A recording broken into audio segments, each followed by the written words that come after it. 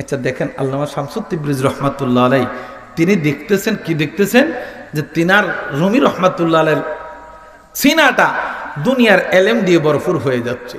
এই জন্য তিনি চিন্তা করে কিতাবগুলা ফালাইয়া দিলেন, রুমিকেও বুঝাইয়া দিলেন যে তোমার সিনাতের মধ্যে সিনার মধ্যে যেই এলেম এটা তোমার জন্য পারফেক্ট নয়। বন্ধুরা আমার একটু গভীর মনোযোগ দেন। আল্লামা রুমি রাহমাতুল্লাহি আলাইহি সেই দিন হতে দুনিয়ার কিতাব পড়া বন্ধ করে দিয়েছেন। সুবহানাল্লাহ বলেন।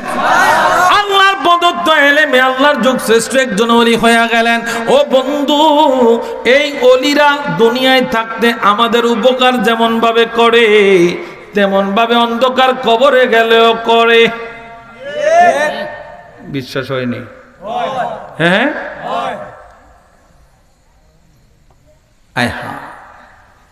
ওলি যারা নবী বলছেন আমি কি তোমাদেরকে উত্তম লোকের কথা বলে দেব?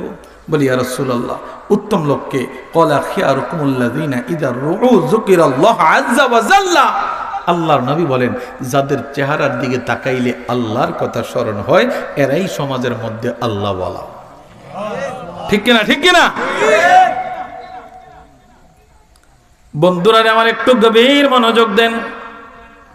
ওলিদের সদকা ওলিদের তবকা যদি আলোচনা করতে যাই, বাবা শাহজালালের দিকে তাকান, বাবা শাহ পরানের দিকে তাকান।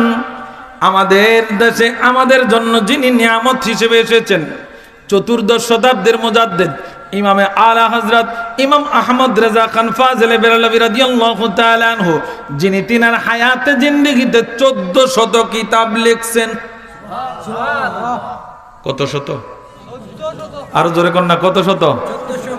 1400 কিতাব লিখছেন। গভীর মনোযোগ দেন। এই আলা হযরত তিনার জীবনী পড়বেন।